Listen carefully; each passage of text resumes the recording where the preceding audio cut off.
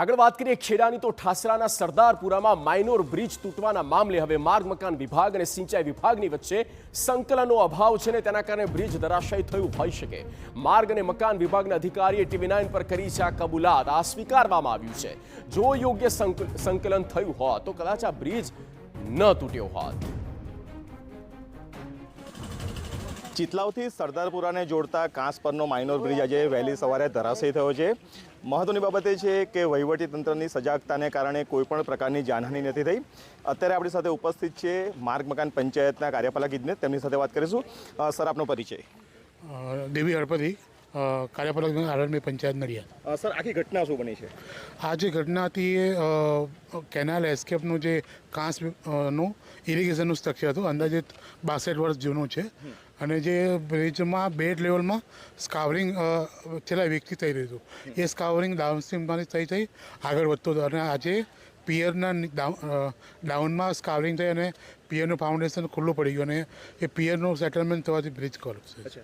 Sir, હવે જ્યારે આ ઘટના બની છે તો જે ગામ લોકો એવું કહી રહ્યા છે કે એમનો સંપર્ક ખોરવાઈ ગયો છે, તો વૈકલ્પિક વ્યવસ્થાઓ કયા પ્રકારની છે? વૈકલ્પિક વ્યવસ્થા માટે ઇરિગેશન ડિપાર્ટમેન્ટ સાથે પરામર્શમાં રહી અને એમ છોકરા અને જે ફાર્મર્સ છે એમને આવવા જવા માટે ટેમ્પરરી ડ્રાઇવર્સની વ્યવસ્થા ટૂંક સમયમાં કરીશું।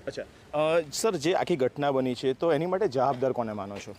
સર, ઘટના જે પિયરનું જે સ્કાવરિંગ થયું છે અને જે પુટિંગ એક્સપોઝ થયું એને જે સેટલમેન્ટ થવાથી જ બ્રિજને નુકસાન થયું છે। મૂળ વસ્તુ સ્કાવરિંગ થવાનું મૂળ કારણ શું છે? મૂળ સ્કાવરિંગ થવાનું જે આપણે જે કાંસ ડિસિલ્ટિંગ કર્યું ને એનાથી જે બેડ લેવલની જે ઓરિજિનલ માટી નીકળી ગઈ અને જે આ સિલ્ટી માટી હતી એ થોડું એના લીધે સતત ઇરોઝન થાય છે। સર, જે બ્રિજ જર્જરિત હાલતમાં હતો એની આપને કોઈ જાણકારી હતી ખરી?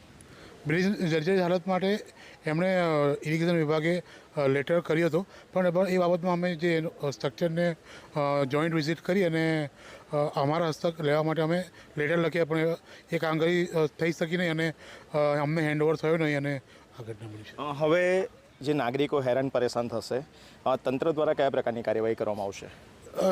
આ સદર જે બે ગામને જોડવા માટે તો વૈકલ્પિક માર્ગની વ્યવસ્થા છે। 4 કિલોમીટર આપણે ચિતલાવ થઈને જઈ શકાય છે, પરંતુ જે પગદંડી રસ્તો મતલબ બાળકોને જવા માટે કે ફાર્મરને જવા માટે ટેમ્પરરી ડાયવર્ઝનની વ્યવસ્થા। સર, જે પ્રાઇવેટ ટેમ્પરરી ડાયવર્ઝન બનાવવામાં આવશે, પરંતુ ચોમાસાનો સમય છે તો કેટલું જોખમી રહેશે એ કામગીરી? ચોમાસામાં આ કાંસનું સ્ટ્રક્ચર છે એટલે કેનાલનું જો એસ્કેપમાંથી પાણી બંધ કરીએ તો પણ જે લોકલ કોતરનું પાણી તો એમાં આવે જ છે, તો એટલા સમય તો બંધ રહેશે। તો નાગરિકોના હિત માટે કયા પ્રકારના વહીવટીતંત્ર નિર્ણય લેશે? નાગરિકો હિત માટે ઝડપથી આ બ્રિજ મંજૂર થાય અને ડાયવર્ઝનની કામગીરી ઝડપથી થાય એ માટે પગલાં લઈશું। કેમેરામેનને વિનંતી કરીશ હવે દ્રશ્યો બતાવે જે ઘટના બની હતી આજે વહેલી સવારે। આ ઘટના બની હતી જે ચિતલાવથી સરદારપુરાને જોડતો જે કાંસ પરનો માઇનોર બ્રિજ હતો તે ધરાશાયી થઈ ગયો। ધરાશાયી થવાને કારણે આ દ્રશ્યો બતાવવાનો પ્રયાસ કરીશ। કેમેરામેનને વિનંતી કરીશ ગ્રાઉન્ડ ઝીરો પરના દ્રશ્યો છે કે કયા પ્રકારની અત્યારે સ્થિતિ છે।